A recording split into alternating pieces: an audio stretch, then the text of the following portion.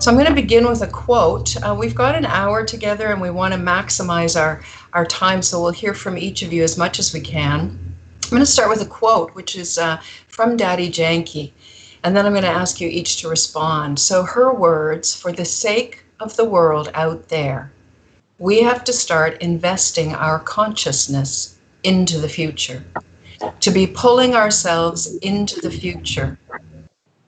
This is a very important, real way of giving myself this intoxication, to be aware that I am a master creator of the golden age." So if each of you could speak for a few moments, Charlie, then Waddy, then Manda, could you speak a little bit about your experiences with your future life? And especially in this time, these recent months, how time has been moving so fast. Share with us a little bit, please, your experiences of the future. You asking me, Judy? I'm sorry. Okay, it's so lovely to be with you. Thank you, Judy. Lovely to be with Waddy and Manda. And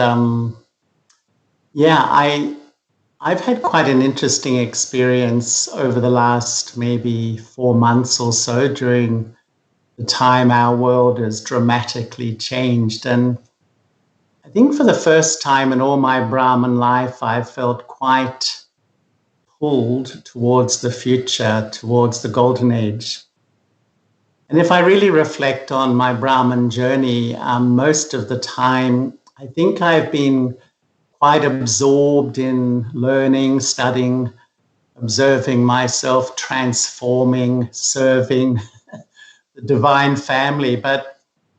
And I have, connected with the golden age, but more sort of, I've made an effort, but something natural is emerging in me, which is really pulling me towards the future. And I was thinking about it recently, why that pull has emerged in a natural way. And I think I can feel myself leaving this old world. Somehow I feel myself, the old world is declining so fast, my connection with it is going. And it's almost like, it's like a TV series. I've been watching the Confluence Age episode and it's almost finished. And somehow I'm looking forward to the next episode in the drama. And this natural sense of connectedness is emerging. And one thing I've really loved my whole Brahman life is the whole idea that my whole part is in my memory track. That fascinates me, that gently laid out in my memory track is my future. All my deity sanskaras and behavior are just within touching distance. They're sitting there waiting for me to walk into them. And it's almost like they're beginning to invoke me at the moment. Somehow I'm feeling a much greater connection with them. And I really love the idea that, all the Brahmin family, this incredible family. I just love this family because we're following a code of conduct set out by God that's laying the foundation for a future culture and society. It's just an amazing feeling of being part of that. But I think for me, I'm not so much manifesting the physicality of the golden age, but feelings are coming in me that I think are setting the pattern for my part in the future. And one feeling I've really loved recently, can only describe it as a feeling of absolute freedom. And I think, this, Baba sometimes calls it Jivan Mukt. You're in a body, and yet you feel absolutely free. Nothing can hold you down. I'm not living like that all the time, but I've just had these amazing glimpses.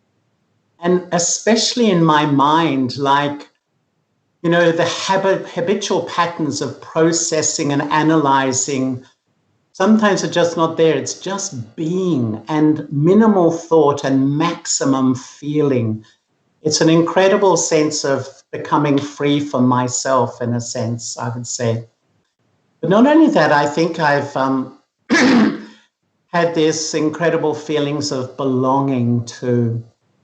And my sense is that, as our ego structures start to go, they're the things that build sense of separation. And it's like as a group, even they're going, and there's a wonderful sense of just such a belonging with absolutely no distance or barrier between hearts at all. And in that too, I love the communication because I'm finding I'm picking up thoughts. So many times recently, I can think something, someone says something, I think something, the phone rings. And I'm starting to get the vibe that, not only minimal thought, minimal speech, it will all be through your face and your vibes. But I'm starting to feel this emerging in my life at the moment. And just finally, because we've got to keep moving, another thing I found is that because in this incredibly weird time in our planet, you can't really plan for the future. You know how I'm a planner type. I was always out making, I'll go here, I'll go. You just can't do that. And so it's almost like drama's making me live more in the present and appreciate now rather than always, projecting into the future and thinking how that should be. And I'm finding the more I'm sort of present, I remember Baba more in a natural way. It's a wonderful byproduct. But somehow, I don't know, I'm just finding that I am connecting more with the feelings of my future.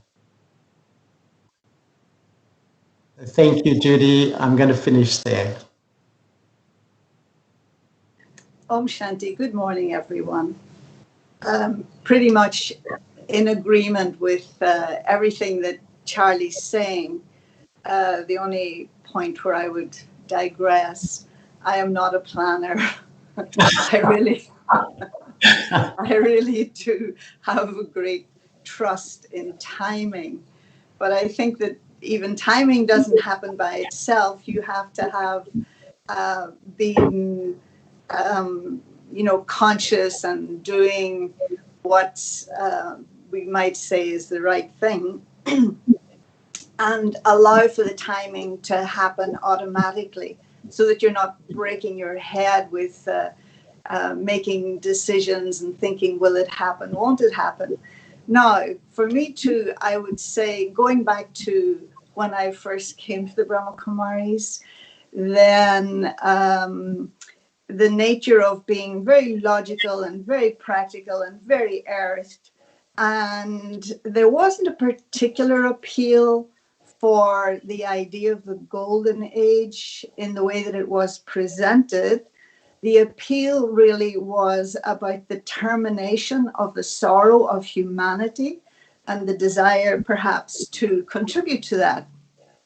But just as Charlie's saying, more recently, there has been this draw or this pull towards the golden age and what that may be like. And I have to say that, and I know we'll get into it later, but that the journal itself has been such an inspiration.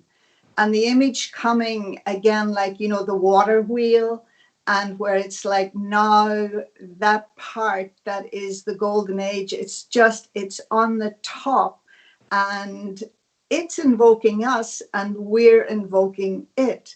And one of the things, and it was an experience in the last couple of days, and it really brought tears to my eyes.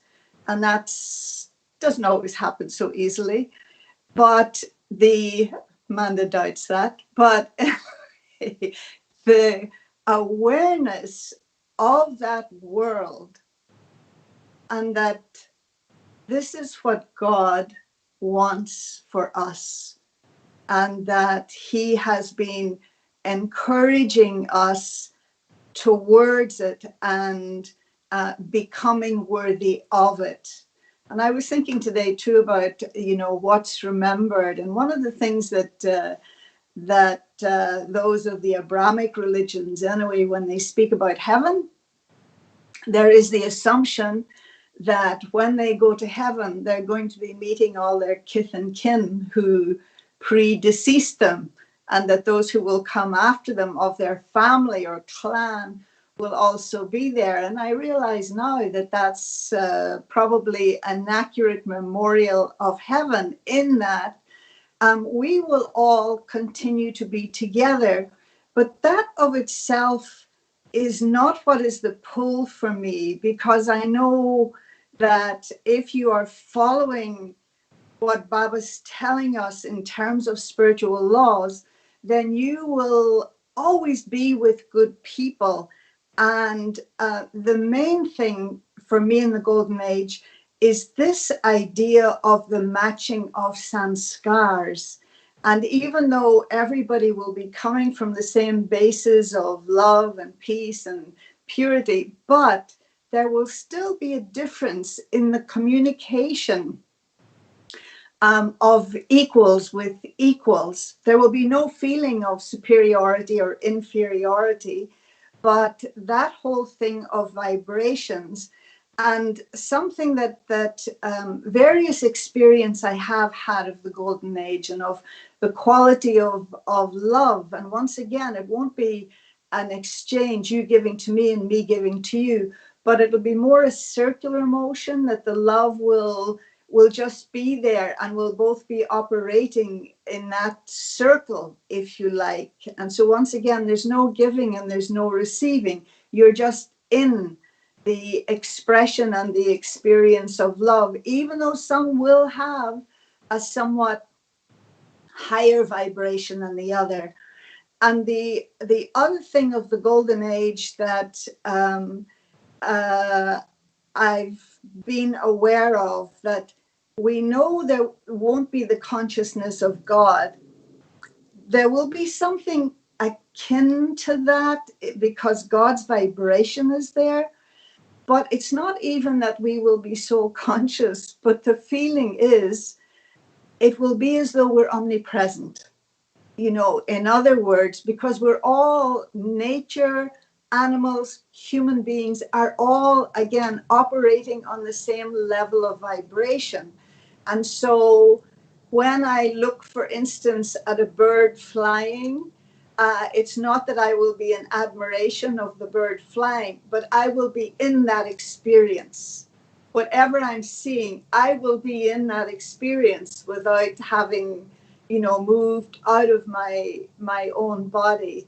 And so it's the whole thing of vibrations, and that for me is what's very important in paying attention to at the present time. Okay, Om Shanti. Come off mute, Manda. Okay, thank you, Waddy. Thank you, Charlie, and thank you, Judy, also. It's an honor to be in your presence. You're my big brother and sisters, and so just my humble sharings a little bit here. For me, actually, whilst my association or my understanding of the future form, whether it's Lakshmi, Narayan, whoever, was very much on the basis of bhakti, or has been on the basis of what I understand of those images to be in bhakti. And often what happens here in the West is that, here, I should say here in Europe and UK possibly also, where people become quite kind of defensive. Well, I don't like the idea of those crowns and jewels and those funny clothes and this and that. And that's okay. I understand, because I also feel that that's not what it's all about. But I used to get quite defensive when people speak like that, you know, I don't want to wear crowns and I don't want to wear these funny clothes and all of that. But for me, very much the awareness of, because having been to temples in India, the energy that's in the eyes of those deities, this sense of love and this sense of purity and this sense of truth, was very much is what's in my awareness when I think of deities. But I have to say that I didn't really give too much thought to it. And if I'm really entirely honest, it's when I picked up the journals that Trish and Petra sent me, and as I began to go through it and read it, and I saw those beautiful images and the colors and textures that come through it, I really, in that moment, I felt like I was transported, and my association or my connectedness with the beauty of the golden age, and for me, the need to connect with that really began to emerge. But also in that moment was the awareness that I've got to go there. This is what I've got to do. I've got to go there now. And this, I don't know if you'd call it pull or inspiration, more like. And so I began to feel that, but also with it came, in that moment, the realization and understanding that actually what's happening here in our world right now. We're all seeing it, and whilst we're all enjoying it in one sense, but yet it's the very tip of hell. It's the tip of the end of the Iron Age. We're in the confluence age, but the rest of the world is so much pain and sorrow and suffering. And my recent realizations have also been, it's not about unpacking what's going on. It's not about excavating what's going on, but really I have to lift myself from here. It's only when I can lift myself above what's going on here that I can explore and think about a different energy, a different vibe, and catch the subtlety of what it is that Baba is offering to us and where it is that we're going in terms of our future. So really there's huge inspiration to want to do that.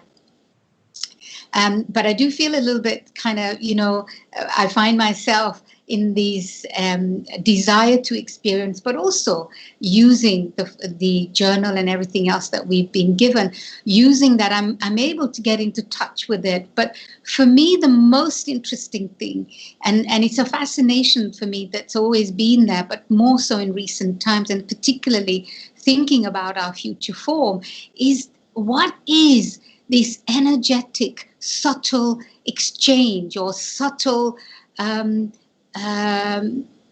not exchange, subtle interaction, subtle blend, subtle coming together of the soul and matter. And just a few days ago, as I was kind of going again, exploring the journal, exploring the workbook, this feeling, who it is that's going to become a deity. It's not Manda. Manda's not becoming deity. If I'm trying to get Manda to be a deity, I'm knocking my head against a brick wall.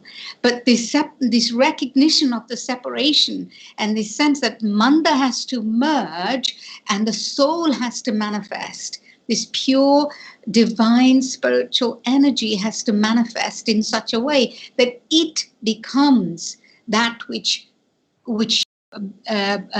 connects with matter.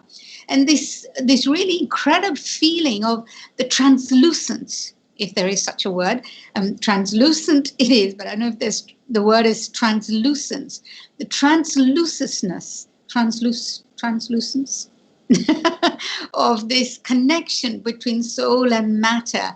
I think my feeling, particularly of the last since exploring this, has been that matter is not so solid as I understand matter to be right now. I can feel it and touch it, and it has texture and color. It will be there, but almost as if I can put my hand through matter. I can. It's so subtle. It has a shape and a form, but it isn't so gross and dense as it is right now. And it's that something that I'm really enjoying exploring in my consciousness, that how can I pull myself into this pure awareness so much that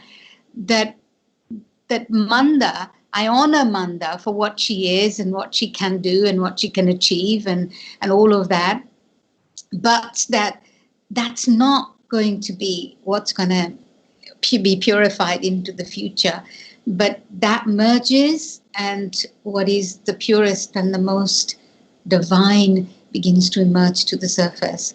So that's really initially, and this is primarily what I'm enjoying exploring very much. Thank you. Thank you. Thank you, Manda. Thank you, Waddy. Thank you, Charlie. As I listen to you speak, I feel myself transport into a golden age state. So I think that's why we're having this conversation. Especially listening to, I feel my experience the last month, because I think what I hear you describing is a time in our Brahmin life where we try to create a relationship with the golden age. And whatever that was for each of us, but now it seems to be just emerging naturally, and you're describing it as feelings and experiences, and it's not, oh, I'm wearing that, and I'm, and yet, so I find that really lovely that we're having the conversation, because I feel like I'm pulled into that, but it also names what I've been experiencing, which I think is the time in the drama now for us to be thinking about that. And no surprise that this little journal that you're referring to has emerged at this time, and full of goodies. And I know many who were invited to this conversation have already seen this, but many have not. And it came from two souls who were inspired to create this. And I think, Waddy, you were one of the first to be shown this, maybe for your love of beauty and your imaginative capacity, I don't know, but I would love to hear, because this is in a way it's very concrete. It's exploring your body, your relationship with nature, these things, and yet it's also very subtle. So maybe because especially Waddy and Manda have looked at it and worked with it a little bit, if each of you could comment on what has been your experience with this, and how is this of use at this time to support your own experience? So we liked it so much, we had it printed and distributed it here in Miami and a little beyond. It arrived in my inbox one day. I think it might have been Petra who sent it to me. I'm not sure, and I don't even know why she sent it to me.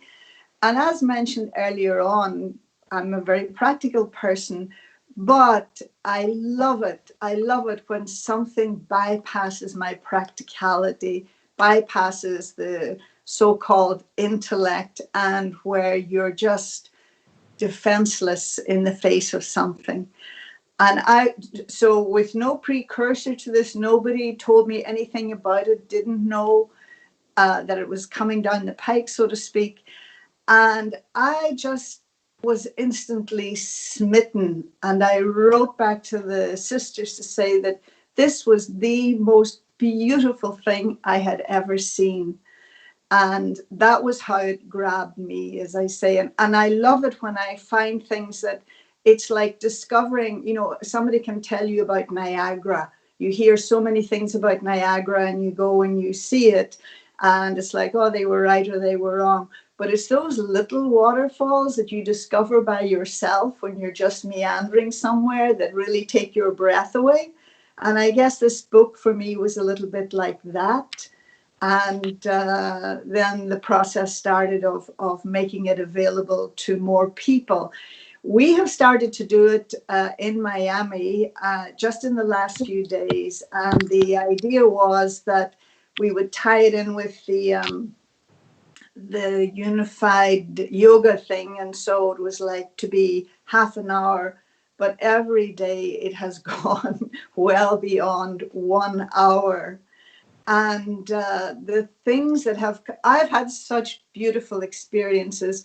And I have to say, Judy, that a huge part of it is the meditation commentaries that you have been doing. And they really set you up. And even though we're all on Zoom doing this together, the vibration is so very intense. And I don't know if it's because the rest of the world are doing their unified yoga at that moment, but so very intense and so very clear, as I say, where it would even bring me to tears. And not only realizations about the future, but for instance, yesterday, someone shared And at first we were all thinking, but that's not a Satyugi experience. That's a present day experience. And it was to do with being in the womb. And what she was describing was, in fact, something that had happened to her in this lifetime. She was a twin, and her mother was unmarried. And so she was able to feel the distress of the mother. And then when the twins were born, the two grandmothers, out of shame or whatever, took the two children, the two babies, and gave them to separate churches. So each one didn't know of the existence of the other. And it was only about 9 years ago, when she was looking for some health information, that she discovered that she had a twin sister. And the twin lived not far from her. She'd even visited her store. They weren't identical twins. But why I'm sharing this is because not only was it about something in the future, but this resolved something for her in the present, that she now understood how she'd picked up these vibrations from her mother, and how all her life she was searching for the sister, for her twin. And so that experience reconciled it. So not only is it about the future and having those sweet experiences, but it can change something in the present, Wow, that's very powerful. Thank you, Waddy. Manda, how about you? You've had a look at the journal. Yes. What I've tried to do is that I've tried to take each theme. And for me, it's more about energy and vibration, if you like. I haven't quite managed to write a journal in the way that I have in the past been used to. Somehow I'm experiencing some kind of a block at the moment, if you like, in journaling. But the specific thing in the journal that I haven't been able to get on with is where it's talking about, have an exchange with your future form. But when it asks me to record my experience, I'm able to do that. So anyway, and my first one was about the womb thing. But again, for me, the instant feeling, no association with the present or Kali Yuga experience, when Baba talks about the jail of the womb, no association at all. But somehow when Baba speaks about palace of the womb, and then here it talks about what is it, the experience you have of the palace of the womb. And as I sat there but going into that space, it was like there's this sense of vastness. Only because I know now that it's a confined space, that I had some kind of notion. But in that golden aged feeling and sensing Baba saying that it's the palace of the womb, no sense of confinement at all. But it's as if there was this huge space that I'm in, but being in the present, no association of the past, no kind of anticipation of the future, but just being in the presence and being incredibly, because it takes a lot about what your mother is feeling, your conversation with your mother and all of this, not going into all of that, but an immense sense of light. And I suppose unconsciously, and I wasn't doing this deliberately, I wasn't trying to say, okay, what does Baba say? Because I'm aware that trying to go into this experience, it's easy for me to lay on to the experience what I already know to be the case of the information that I have. And I didn't want to use the information that I have from the Murli or anywhere, but I wanted to create that for my own self. And so really my first experience as I picked up the journal and I started to explore it, it was this thing about the womb, which was, it was like even now I can close my eyes and there's just this feeling of incredible spaciousness and light, and it has no association with womb or jail or not even palace in a sense. And so that was one experience that I had. And the other was this, where it's asking you to wake up in the morning. There's no alarm clocks and there's no radios and this and that. And that the chirping of the birds is waking you up, right? And so again, I lay there and I began to think, but the first image that came to my mind was of a bird, but and the sound of the bird chirping, but I could see the smile in the eyes of the bird. But actually, more importantly, the sense of respect, mutual respect, the feeling of respect came up a lot for me. The respect, the birds are coming and chirping because the birds are acknowledging my presence. And then as I see them with me and around me, I'm acknowledging their presence. And as if there is a mutual respect. It's not this thing that anything is less than me or subservient to me or serving me. Not like that at all. But it's as if together we're all collaborating. Again, I feel hesitant to use this language or these words because those are the words I know now. They're not the words that I'm going to be using in the future, whether it's respect or collaboration. They're not the words of the golden age. They're the words of today. So it's really difficult to even express. But I can, again, that experience too, I can close my eyes and I can still see the bird coming right up to me and smiling, and its eyes are smiling. And so for me, it's been more that experience and using these different elements and kind of making this alive, making this real. But I'm also aware that I want to be able to feel it and experience it in such a way that it's changing, it's transforming. Manda is there, but Manda has to be influenced by those two, so that it's not the old Manda that comes through, but it's this influence of this begins to come through. So I'm conscious of that, and therefore I'm conscious of using those experiences to change the memory of this matter that I'm living in right now too.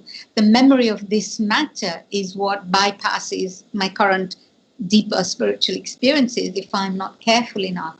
So I want to be able to bypass the memory of this physical experiences, this grossness, the dense experiences of now that are recorded in my memory, so that I can use those experiences to relate to what's happening around me right now.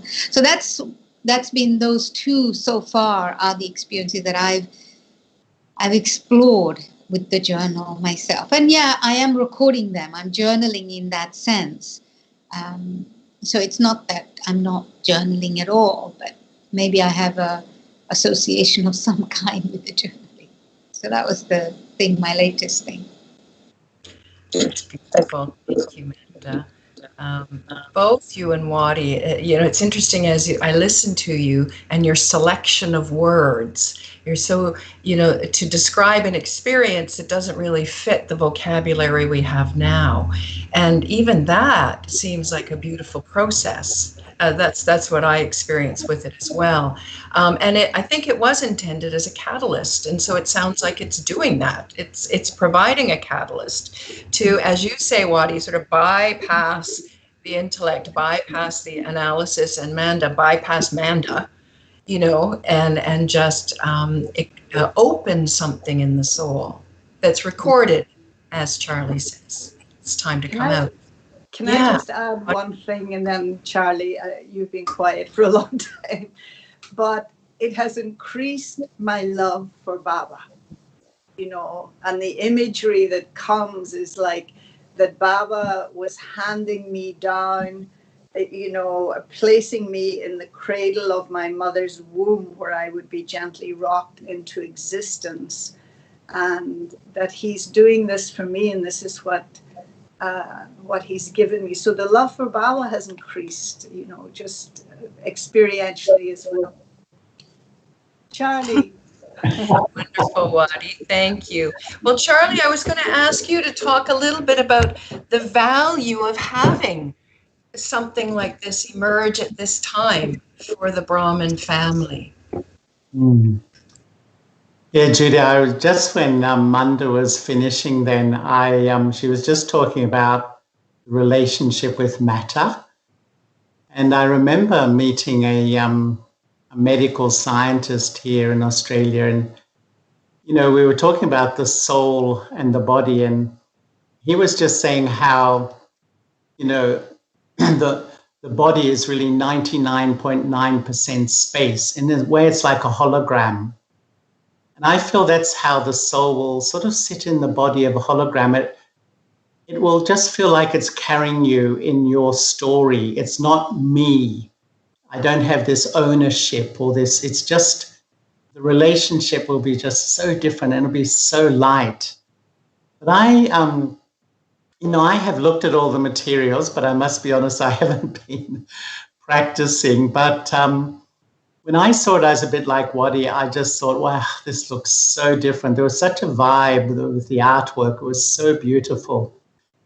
And this morning in the Morley when Baba was saying that you children are 100 times, 1,000 times, what was it, 100,000 times, 1,000,000 times fortunate. I sometimes feel that the value of this is just unimaginable, really. And I've sort of observed myself in my Brahman journey that I can be fortune focused or misfortune focused. And when I really get my head into that, I'm living with God. I'm absolutely living, being educated by God. And He's giving me a possibility to step into this world that's unimaginably beautiful. And people just think it's a fantasy. We know it's absolutely real.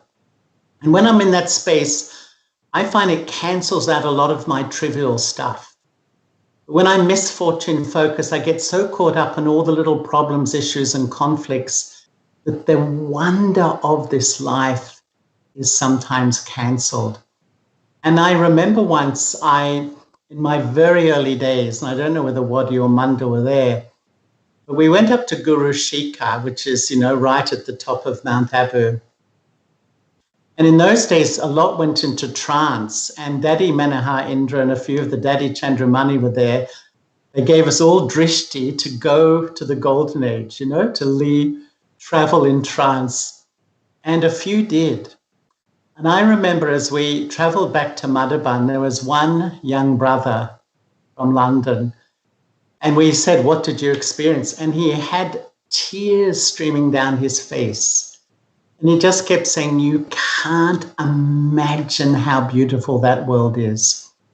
And the way he said there was a palpable feeling of love and belonging. And we are so attuned to duality where we're in a world of like, dislike, accept, reject. It's so, within our mental framework. Imagine it's just all a sense of belonging, not just with each other, but with animals and nature.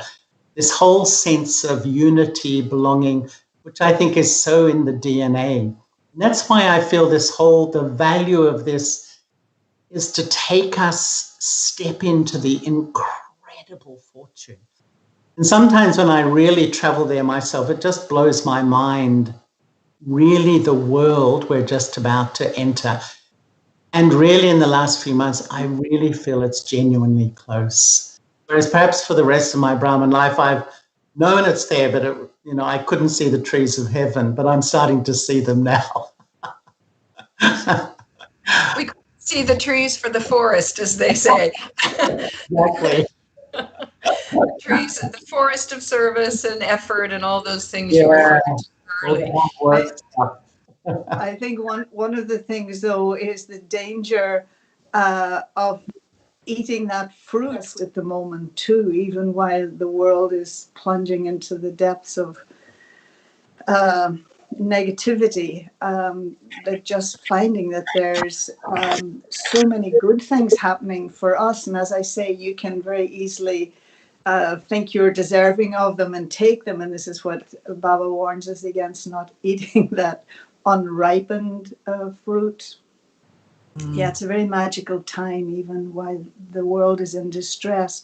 And it's not that we're either careless or without compassion. Of course we are. But still extremely pleasant. And it sounds quite magical too, Waddy, more than pleasant. Which is my next question to all of you, actually. It's like, how does this work? You know, the Mansa Seva for a world plummeting into extreme sorrow has been a focus of us. You know, how does holding this golden age experience in our intellects, how does this help our human family at this time? And any of you, if you could respond to that. You know, I just wanted to actually not just respond, but comment on what Charlie was saying about how people in the world think that this is not a real world. And I think this is, and for us, it's so real.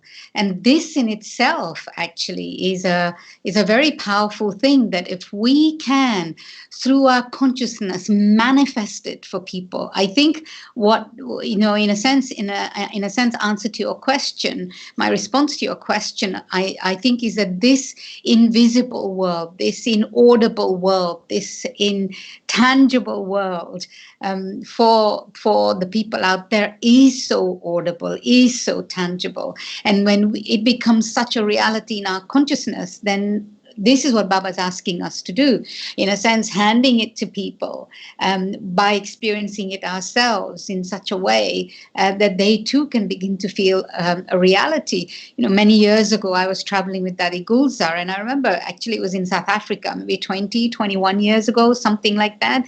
And it was a question that I had asked her and about something about disinterest. And she said, actually, people in the world don't have disinterest because Brahmins don't have disinterest. So it's these two things. One is this manifestation of this incredibly pure energy that you can't see but can only be felt. That is one thing, but also this pulling away from the old world. Others can only experience the reality of the pulling away from the old world when we ourselves experience it, and in a sense give them the vibration and the energy of that it becomes a reality for them too. And what I find very powerful actually is that the days of talking are gone. What we really have to do is begin to speak through our vibration. We have to begin to speak through our energy. We have to begin to speak through our being, through our presence. And that doesn't mean to say not to service, but I think the focus that we used to have so much of speaking, little speaking, not no speaking, but a little speaking, that will mean so much to people when our vibrations and our energy is of that. And I feel that that's where we're at right now. That's where we have to go. In a sense, my feeling is that even that subtle energy is so solid. It's solid that you can touch it. You can feel it. I can really just respond to Manda because, I think in the present world, the reality is the seen world, what you connect through your senses. But in the golden age, the whole reality of life is beyond the senses. And that transformation's happening where this unseen world is taking back its authority and power. And I feel that when that's the reality in the golden age, what's more important is the whole vibes and feelings. And I think as we all together, we're upgrading our vibration, I think it's having an incredible influence on our planet now. And only the other day, we were having a really interesting discussion here. We've had years of practice to move beyond all our labels of gender and color and all this sort of stuff. And look what's happening in the world. There's such a rebellion against those labels. The Black Lives Matter, the Me Too movement, the aging, if my body's big or small, we don't want to be labeled because I think our vibration is already transitioning. So people are really wanting to break out and go back into that unseen truth, which is the real power. The real power is the mind. And, when you really think, there's nothing more powerful than a pure thought. A pure thought is beyond time and space. And we are manifesting pure thoughts through this universe at the moment. And it's having an influence on absolutely every human soul. So I think that the perfume of the mind of the Brahman family is doing its natural work. And it's slowly we're moving back into that incredible reality where the unseen world is the real power, and that's the world we live in. And the scene we just act through like an instrument. That's our bodies and the beautiful nature and all that. That's like the props on the stage, and we feel it like that. Yeah, Charlie, I'm in agreement with you in terms of knowing or feeling, sensing that we have contributed to what's actually happening in the world at the minute. In other words, that sudden awakening, suddenly a tipping point has been reached. Why hasn't this been seen, in the last 400 years? Why hasn't something been done about it? And so part of it is to do with, I think, something to do with truth.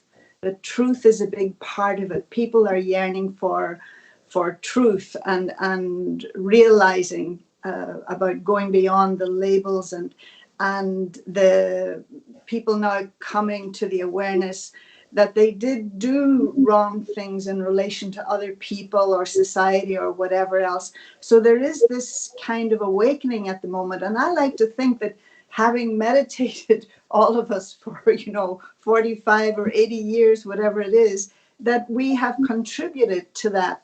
And so this is a moment of shift. And what I see is that when we operate from our original sanskars, when it is that pure thought, or what was the word Baba used on Sunday, which was very meaningful, when you're altruistic, then what you're doing is you're unblocking something in other people. That's what I feel is happening at the moment. That, again, we're at that tipping point, and where all it needs from us are those pure altruistic thoughts, just in the normal course of the day, not specifically aimed at someone or anything else. And that this blocked energy in souls, whether it's pain or hatred or whatever it is being released. And again, Sunday's Murli for me was so powerful, and not least when Baba was talking about the million minutes of peace, and to give people a breath of peace. They need the oxygen of peace. But the beauty was that not only were you transmitting that, but you were enabled them to also be donors. And I think that's the thing at the moment, because if someone's sitting with you and they, through the atmosphere or your vibration or the commentary, if they have an experience of peace, even though they have no iota of gyan in their head, they are a donor at that moment. They are providing that experience to the atmosphere also. And I think this is the work at the moment, the unblocking, the releasing, so that people, and Baba said on Sunday, that seeing you, they would be inspired to do the same, that they know that they too can contribute, they too can provide. So it's not just letting them see the mistakes, but that they also have the energy, that beautiful energy that they can also manifest.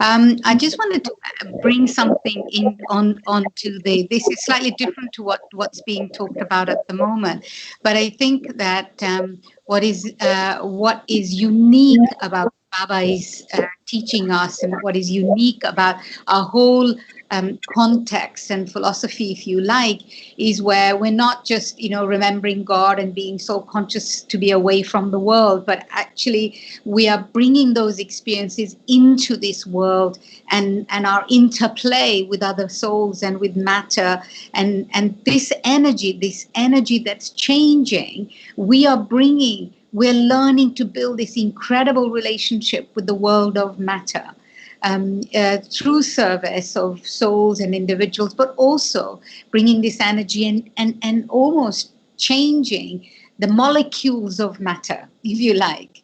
And when you think about it like that you have to do this. You have to bring and be conscious and deliberate.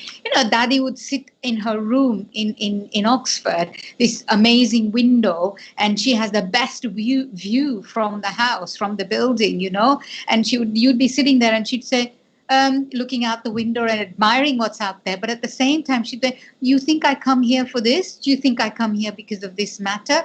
I'm here to serve this matter.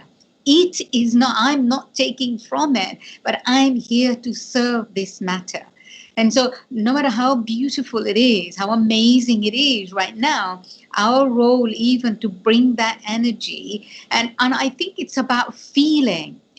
I'm so worried about my own self. I'm worried about getting so thinking about I'm doing this or I'm doing that, I'm doing the other, but I actually don't want to think about it.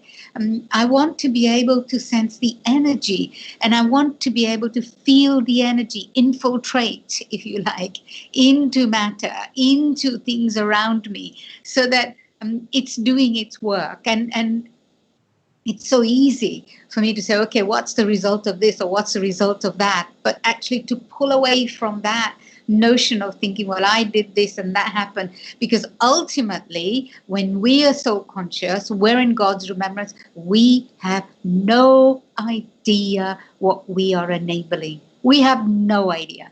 Everything else, whatever we think and believe, is just a belief. But to know, to be convinced about it, to be absolutely certain and that it is happening, it is doing, without seeing, without anything else, I think that's where we really have to go. Oh, thank you so much, Judy and Waddy and Manda. What an incredibly heartfelt, beautiful connection. Let us all, sitting in our Brahman form, step into the subtle world, beyond this world of matter. And as I do, step out of my form of effort, of trying,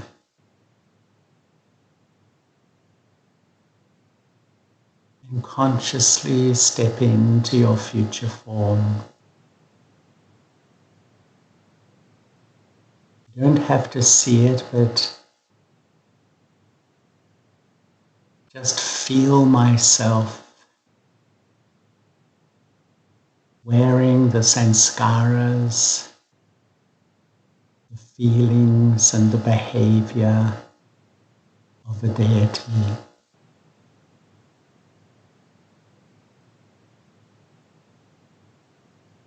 Just feel your body.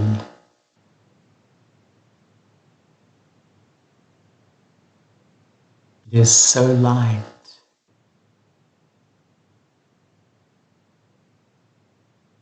It's like a wonderful instrument through which I connect with this world. But it's not me.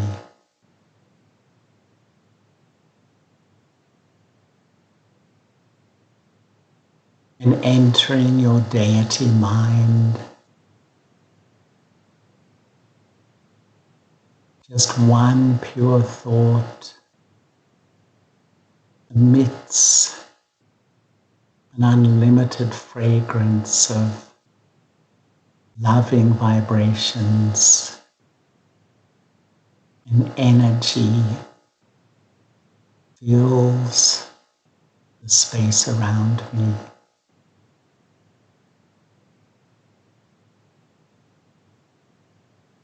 And as I come in front of you,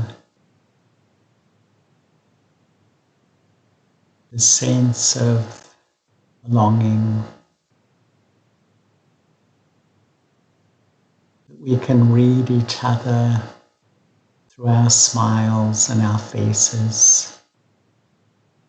I know you and you know me. Baba, you are giving us the most magical gift that could ever be imagined. An exquisite world based on truth, purity, love,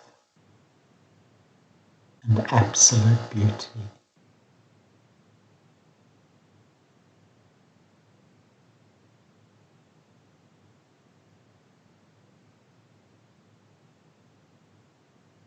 Let's hold this fortune in our hearts.